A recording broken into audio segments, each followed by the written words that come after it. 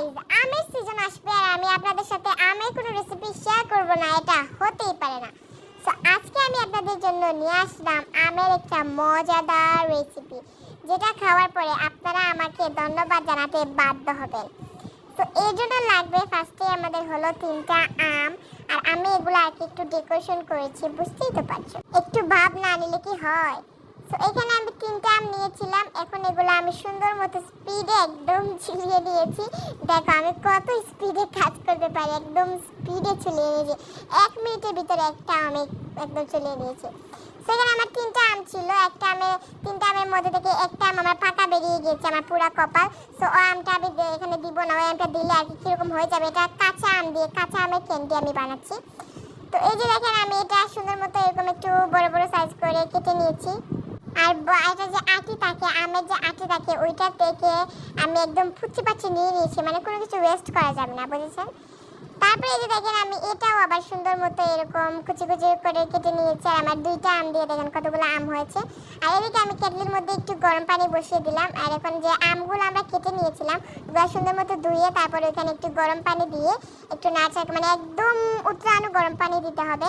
আপনার হাতের কাছে যদি টাইম না থাকে তো আপনার চাইলে এটা 1 মিনিটের মতো সিদ্ধ করে নিতে পারেন। তো তারপরে এটা আমি হচ্ছে যে 40 মিনিটের জন্য ঢেকে রেখেছিলাম।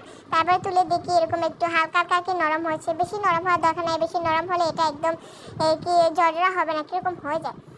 তারপরে আমি এটা কিছুক্ষণ পরে এই যে দেখেন একদম নামিয়েছি, গরম পানি থেকে তুলে নিয়েছি।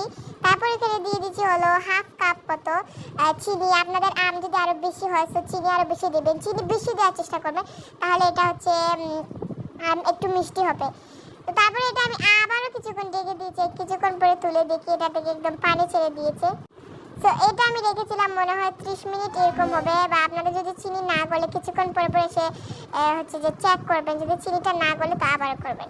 তো তারপরে এটা আমি হচ্ছে চিনি যে পানিটা ছিল ওইটা দিয়ে আপনারা আচার বানিয়ে ফেলতে পারেন। আর আমি কিছু হচ্ছে যে এটা 2 ঘন্টা তারপর একটা ডালার, স্টিলের ডালার মধ্যে দিয়ে 2 ঘন্টা রোদে শুকিয়ে নিয়েছি।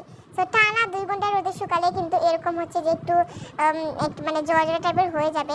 তো বেশি নরম করা যাবে না বা একদম শক্ত করা যাবে না, এরকম আমি যেরকম করেছি এরকম।